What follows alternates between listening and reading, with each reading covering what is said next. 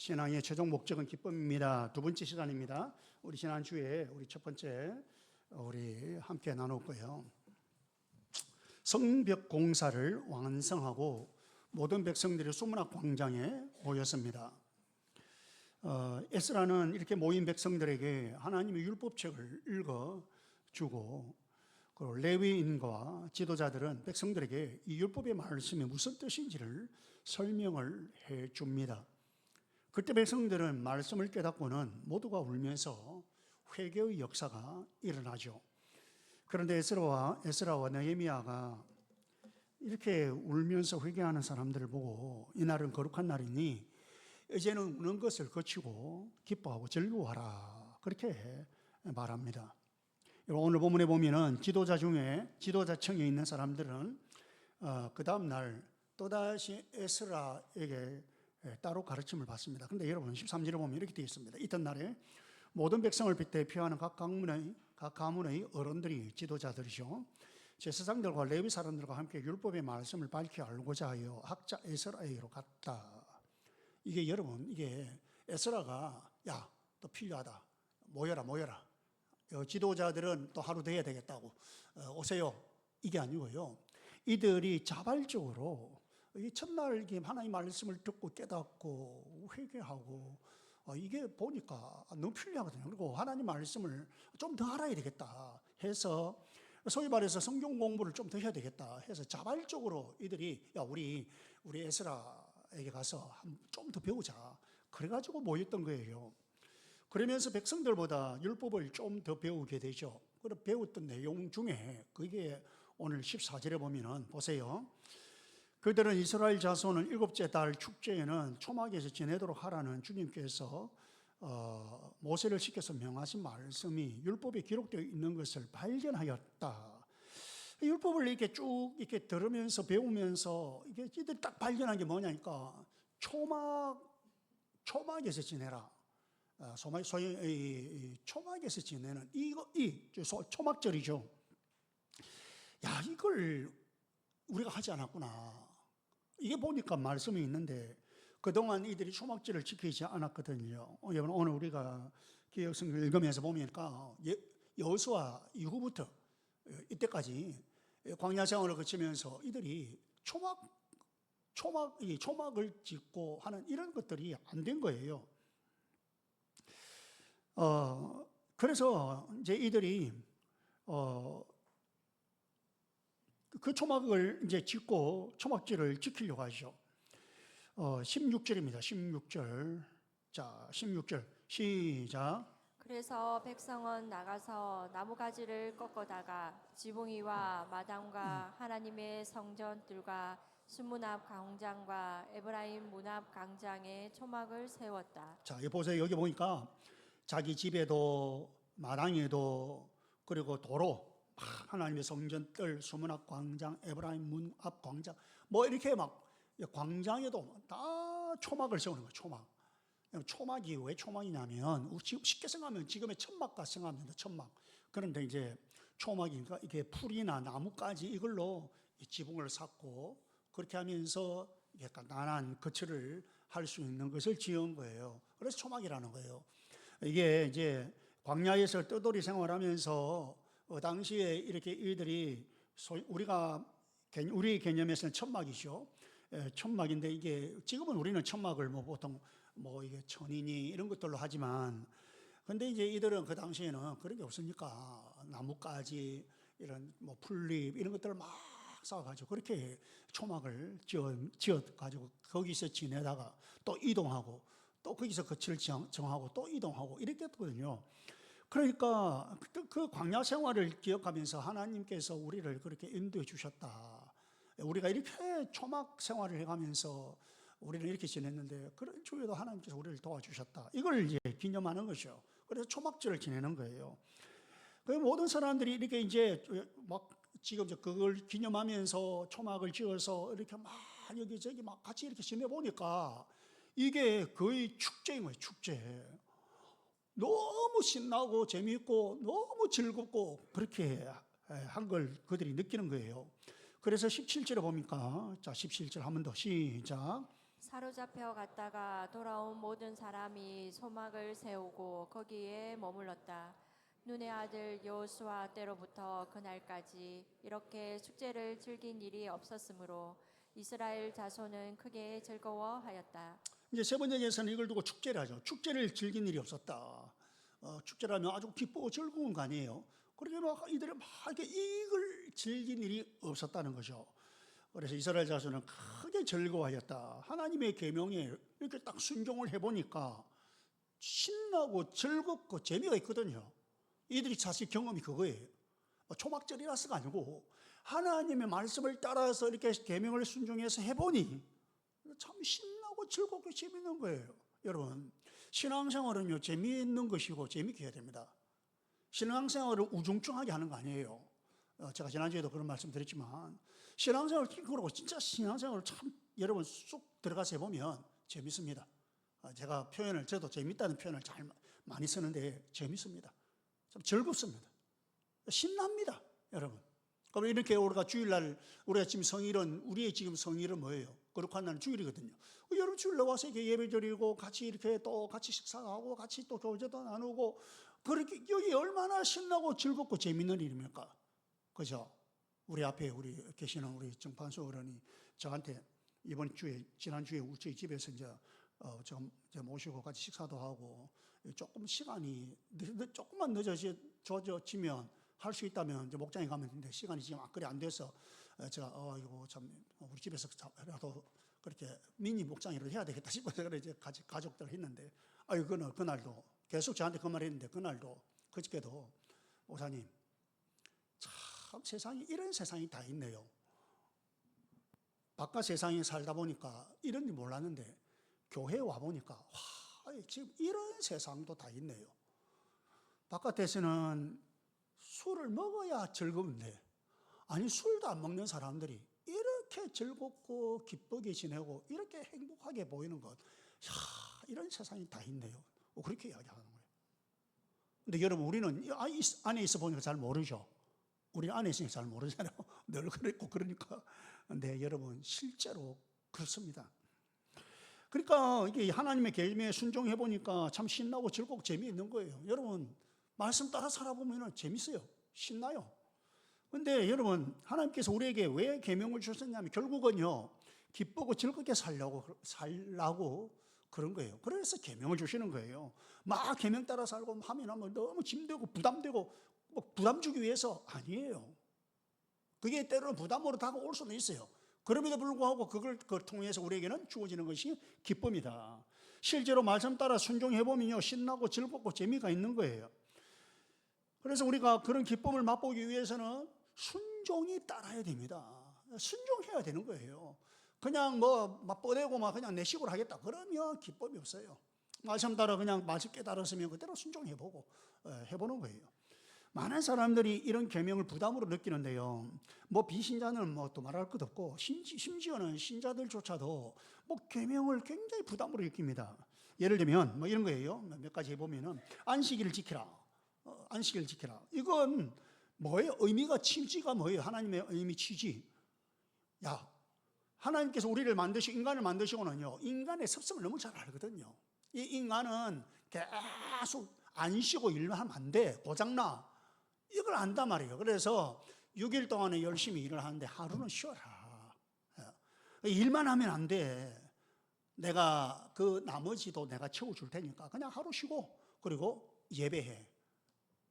이런 게 의미입니다. 그래서 안식일을 주셨거든요. 그런데 이 안식일을 부담으로 느끼는 거예요. 막 좀 더 돈 더 벌려고 하는 사람들은 이것도 오늘도 이거 내가 오늘 대목인데 이거 오늘 이거 하면 안 되는데 그래 또 부담이 오고 이런저런 총에서 어떤 사람은 막 그냥 막 볼까요? 세상에 즐기는 그걸 위해서 가서 좀 우리 오늘 모임이 있는데 동기 모임이 있는데 무슨 모임이 있는데 거기에 그냥 온통 마음이 집중돼 가지고 여러분 그게 결국은요 우리에게 기쁨과 즐거움을 주는 게 아닙니다. 그런데 이게 이렇게 부담으로 그래서 교회에서 안식일을 지키라 이 부담으로 느끼시는 것이죠. 11조요. 여러분 11조 물질은 하나님께서 주시는 것이다 는 믿음의 표현으로 11조를 하는 거예요. 그죠? 하나님께서 내게 주신 거 모든 것은 말 그대로 하나님께서 주신 것이다. 이건 내가 뭐 벌어서 한 게 아니다. 그래서 그 11조를 하면 내가 너의 창고가 쌓이도록 해줄 테니까 해봐라. 한번 해봐. 이게 하나님의 의미입니다. 그래서 이 11조는 뭐냐니까 우리가 물질의 노예가 되지 말라는 거예요. 물질의 노예가 되지 말고 주어진 물질, 하나님께 주신 물질을 가지고 누리라는 거예요. 누리는데 이건 하나님께서 나에게 주신 것이다. 이런 표현으로 그 중에 10분의 1은 하나님께 바치고 나머지는 누리라는 거예요. 즐기라는 것이요. 그래서 기쁨의 도구입니다. 그런데 이 11조를 의무와 부담으로 만들어 버리는 거예요. 부담이 되고 억지로 하더라도 억지로. 주님 사역하는 것도 마찬가지입니다. 이 땅에서 인생을 사는 동안 하늘나라에 상급을 쌓아놓는 기회가 되니까 하라는 거예요. 하나님께서 뭐 아쉽다고 뭐 우리 보고 뭐 너 이것 좀 하면 좋겠다 아니에요. 하나님 아쉬운 거 없어요. 내가 아니면 다른 사람을 하나님 쓰셔요. 그런데 하나님께서 우리에게 그 일을 하게 하는 거는요, 내가 그 일을 할 때는 결국은 하늘나라의 상급을 우리가 쌓아놓는 거예요. 그래서 충성을 잘해서 상을 많이 받으라고 주님께서 주시는 기회입니다. 그런데 이걸 그냥 짐과 부담으로 느끼는 거죠. 뭐 교회 가니까 또 뭐 이걸 뭐 하라니 말하니 막. 그러니까 이 짐과 부담으로 만들어 버리는 것이죠. 그러니까 이 계명을 이런 식으로 부담으로 느끼는 거예요. 그러나 여러분 기억합시다. 우리 인생의 최종 목적은요, 뭐요? 기쁨입니다. 기쁨. 하나님께서 우리에게 왜 계명을 주셨느냐? 기쁘게 살라고요. 기쁘게 살아라. 그래서 계명 주시고, 왜 사명 주십니까? 기쁨과 보람을 가지고 살라고요. 기쁘고 보람 있게 살아라. 이왕 사는 것 막 그렇게 살지 말고. 그래서 사명 주시는 거죠. 이렇게 우리는 계명을 부담과 짐으로 느껴지겠지만 하나님께서는 그것을 우리에게 주시는 것은 기쁨을 가지고 살게 하기 위해서다라는 것입니다. 그런데 사람들은 이걸 잘 모릅니다. 그러니까 자꾸 안 기쁘고 심각해야 경건한 것처럼, 그래야 괜찮은 그리스도인이 된 것처럼 생각하는데 아닙니다. 제가 지난주 말씀드렸죠. 아닙니다, 여러분. 막 심각하게 있어야 되고 막 그냥 막 별로 막 그냥 하면 안 되고 막 그냥 그게 경건한 것처럼 느끼는데 아닙니다. 그래야 괜찮은 그리스도인이 되는 거 아닙니다. 여러분, 우리 교인들이 요즘 많이 이제 이런 것들 경험하죠. 오늘 우리 예범 형제도 간증을 했죠. 생명상 공부하면 대부분요, 딱 첫 시간에 결판이 납니다. 첫 시간에 강의를 딱 듣고 새로운 강의를 듣고 대부분 간증할 때 보면 거의 다 그렇습니다. 근데 오늘 우리 예범이는 간증하는데 와, 이건 첫 판에 결판이 안 나는 것 같네요. 나는 결판 났는 줄 알았는데. 근데 오세요. 꾸준하게. 근데 여러분, 우리 9명이 공부를 했는데 8명이 다 한 번 이상 결석했습니다. 그 술은 다 될 정도, 한 번, 두 번 정도 결석했는데 예범이는 한 번도 결석 안 했습니다. 그런 중에도 끝까지 한 번도 결석 안 하고. 근데 보세요. 이게 3번 되고 4번 되고, 그러니까 그 속에서 보람을 느끼잖아요. 깨닫는 게 있잖아요. 그러면서 기쁨을 갖잖아요. 여러분, 이게 우리 교인들이 요즘 경험하는 겁니다. 힘들지만 순종하니까 보람을 느끼는 거죠. 기쁨을 느끼는 거죠. 이게 지금 우리 교인들에게 일어나는 현상입니다. 힘들지만 내가 사역을 하고 나니까 보람이 있고 기쁨이 있더라는 거예요.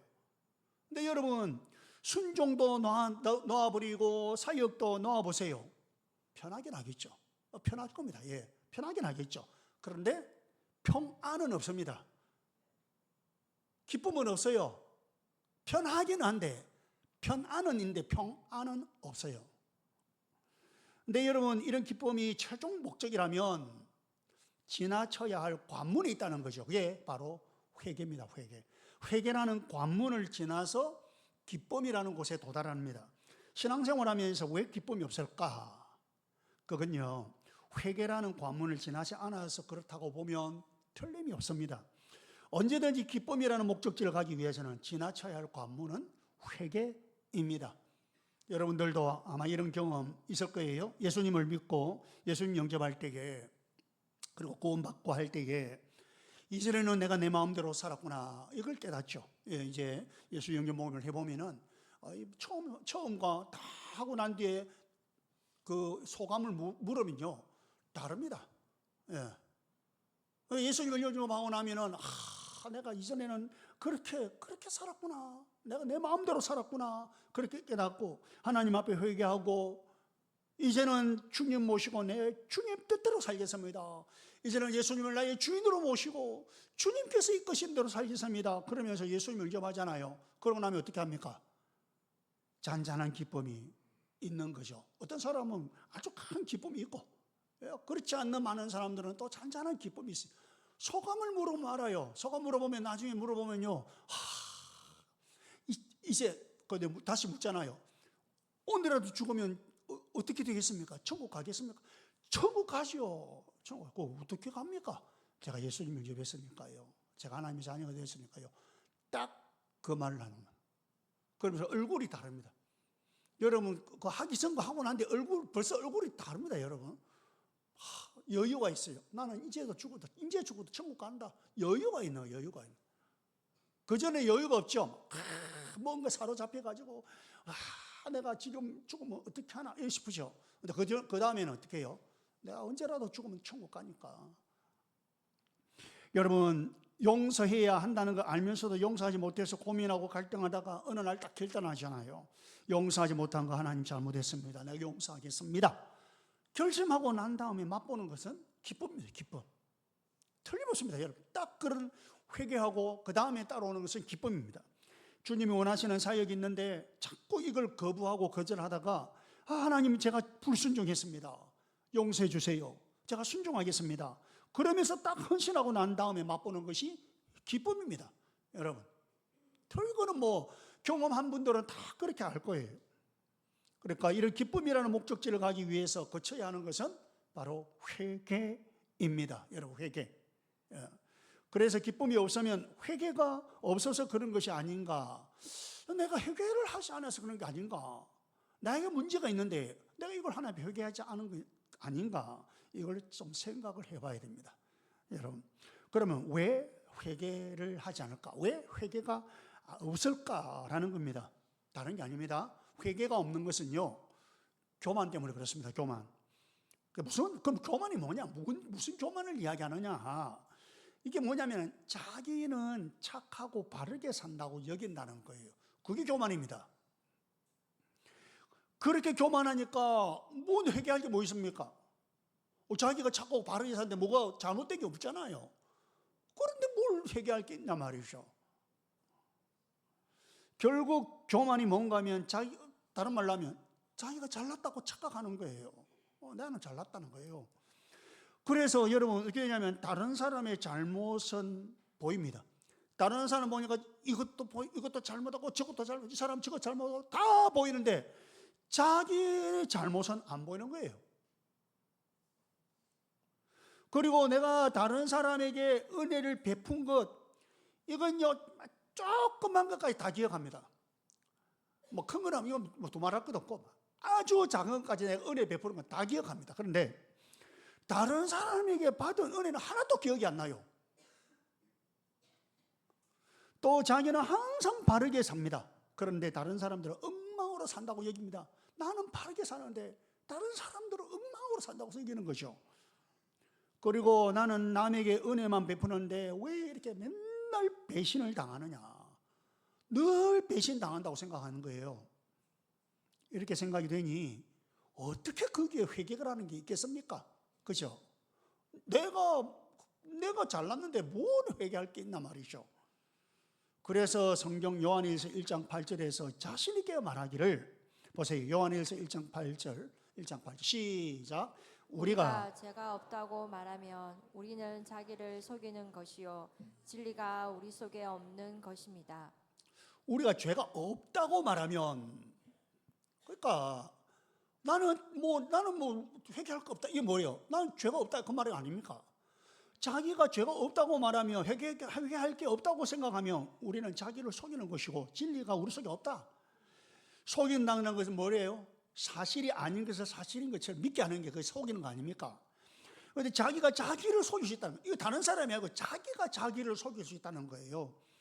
죄가 있는데도, 회개할 것이 있는데도 없는 것처럼 자기를 속일 수가 있다는 것이죠.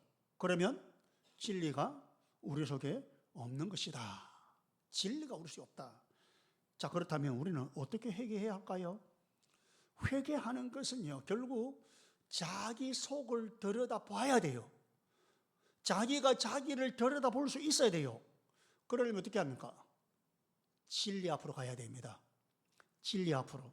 그리고 그러면 그 진리는 어디에 있느냐? 성경 속에 담겨 있는 거죠. 진리는 성경 말씀 속에 담겨 있습니다. 그러니까 결국 우리는요, 성경 속으로 들어가야 된다는 거예요. 성경 속으로. 하나님의 말씀 속으로 들어가야 된다는 거죠. 말씀을 읽고 묵상하고 듣고, 지금 여러분처럼 이렇게 설교를 이렇게 듣기도 하고요. 그래서 성경에 담긴 진리에 내 삶을 비춰봐야 됩니다. 여러분, 성경을 놓고 나를 비춰봐야 돼요.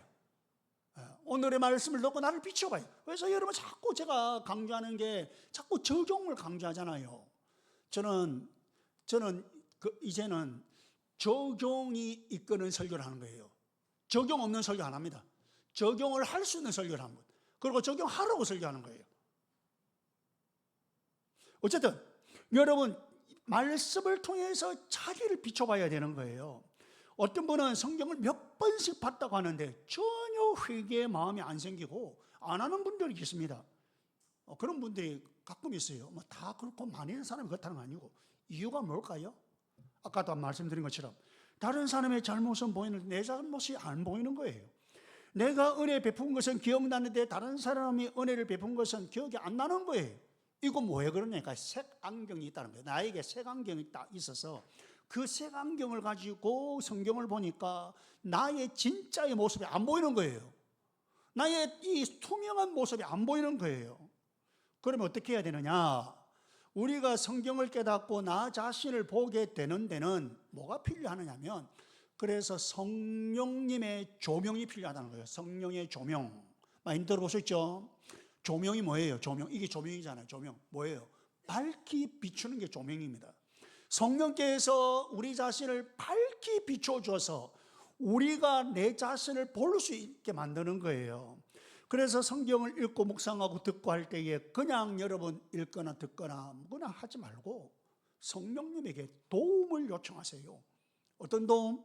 깨달을 수 있도록.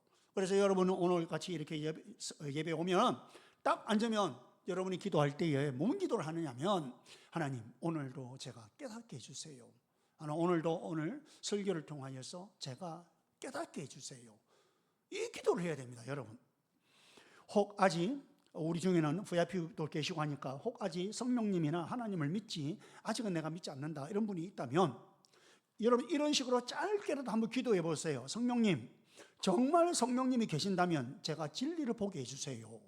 제가 진리를 보게 해주세요. 그렇게 한번 여러분 기도해 보세요. 그리고 여러분 설교도 듣고 성경도 보고 듣고 해보세요. 여러분, 도움은 하나님으로부터 와야 합니다. 여러분, 이거는 절대로 논리로 되는 건 아닙니다. 물론 뭐 설교를 할 때도 그렇고 성경도요 굉장히 논리적입니다. 그리고 논리적으로 하려고 저 같은 경우도 애쓰죠. 그런데 여러분, 그렇다고 해서 논리로 되는 것이 아니고요, 하나님으로부터 오는 수밖에 없습니다. 하나님, 저의 눈을 열어주셔서 저에게 있는 색안경을 다 제거해 주시고 진리를 보게 해주세요. 이런 기도가 우리에게 필요합니다. 이렇게 해서 진리를 보게 되면 깨닫는 게 있습니다. 그게 뭐냐니까 자기를 깨닫죠. 나는 그동안 제법 괜찮은 사람이라고 생각했는데 아니네. 나도 그렇게 괜찮은 사람은 아니네. 나도 허점도 있네. 나도 뭔가 잘못된 부분이 있네. 나도 못된 구석이 있네. 이걸 깨닫는 거예요, 여러분. 나는 참 다르다고 살았는데 그렇지 않네. 나도 뭐 별반 다른 바 없네. 여전히 나도 보니까 참 엉망으로 살았네. 죄 가운데 내가 살았네. 이렇게 깨닫는 거죠. 그러면서 어떻게 돼요? 깨달으니까 회개가 되는. 여러분, 생명상 공부할 때 회개는 뭐냐? 회개는 인정하는 것이다. 죄를 고백하면 하죠. 죄 고백이라는 게 인정입니다. 인정을 해야 그 다음에 나아갈 거 아니에요. 그래서 여러분 회개는 인정부터 출발하는 거예요. 그 다음이 뭐냐니까 회개는 변화입니다. 변화. 인정하고 끝나는 게 아니고 변화죠.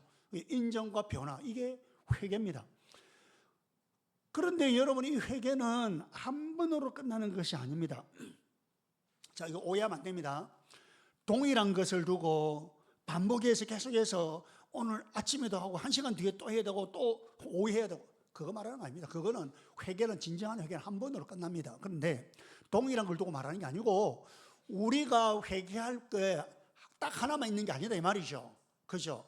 그러니까 회개는 한 번으로 끝나는 게 아니고요, 내 안에 기쁨이 사라졌다라고 느낄 때마다 자기 자신을 살펴야 됩니다.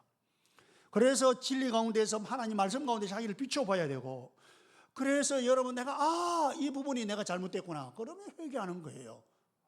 계속 회개라는 관문을 통과해서 가야 하는 것입니다. 그때마다 회개해야 되는 거죠. 그러나 여러분 꼭 기억해야 될 것은 그 회개는 우리의 목적 지점이 아닙니다. 그 회개가 우리의 목적 지점이 아니고 뭐요? 관문에 불과합니다. 내 삶 가운데 기쁨이 사라졌을 때마다 왜 이런가 하고 다시 한번 회개할 기회를 발견하고, 그 회개의 관문을 통과해서 어디까지? 기쁨. 항상 기쁨 가운데 거할 수 있기를 바랍니다. 여러분, 그걸 통과해서, 그래서 기쁨으로 늘 기쁘고 즐겁게 그렇게 되기를 바랍니다. 그리고 여러분, 우리가 기쁘다고 해서 우리 그리스도인들은요 항상 기쁜 것은 아닙니다. 24시간 1분 1초 계속 기쁜 거 아닙니다. 그렇게 기쁘다가도 슬프기도 하고, 그렇게 기쁘다가도 낙심되기도 하고, 그렇게 기쁘다가도 짜증도 나고 피곤하기도 하고 그래요. 그런데 우리 그리스도인들이 누리는 기쁨은요, 그렇게 기쁘다가 좀 자주 늘 기쁘다가 가끔 낙심되고 가끔 짜증나고 가끔 피곤하고 그렇게 되기도 하는 거예요. 가끔 주저앉기도 하는 거예요. 그러니까 우리 그리스도인들의 기본은 기쁨입니다. 기쁨. 우리 주는 기쁨입니다. 세상 사람들요, 비신자들도 기쁨이 있습니다. 없는 거 아닙니다. 그런데 그들은요 늘 갈등을 겪고 늘 낙심되고 늘 짜증이 나고 늘 피곤하고 그러다가 기쁜데 가끔 기뻐요. 이게 다릅니다. 여러분, 우리는 가끔 힘들고 어렵고 짜증나고 그런데 세상 사람은 가끔 기뻐요. 이게 다르죠. 주가 다르잖아요. 우리 신앙생활에, 그리고 우리 마음에 잔잔하게 지배하는 것은 기쁨입니다. 그리스도인이라고 해서 어찌 눈물 흘릴 때가 없겠습니까? 어찌 피곤할 때가 없겠습니까? 왜 힘들 때가 없겠습니까? 왜 짜증날 일이 없겠습니까? 그렇죠? 그러나 가만히 보면 그런 중에도 기쁨 가운데 사는 것이 보인단 말입니다. 보인단 말이에요.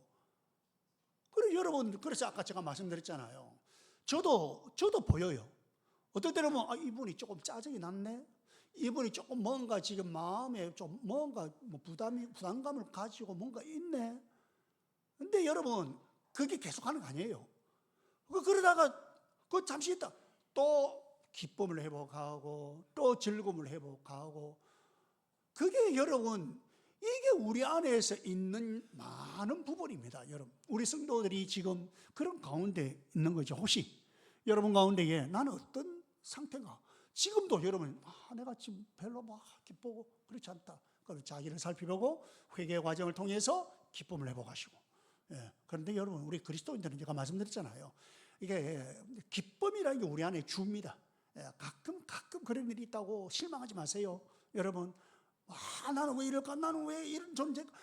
나는 왜 이럴까? 실망하지 마시고 그냥 하나님 앞에 자기를 살펴보고, 내가 좀 뭔가 잘못된 게 있으면 다 회개하고, 회개는 뭐라고요? 인정과 변화랬죠. 회개하고 그때 기쁨을 회복하면서 또 기뻐하고, 그게 우리 그리스도의 주된 삶의 모습입니다. 신앙의 최종 목적지는 기쁨이라는 걸 아셔서 회개를 통한 기쁨을 누리는 우리 모두 되시기를 주의 이름으로 축복합니다.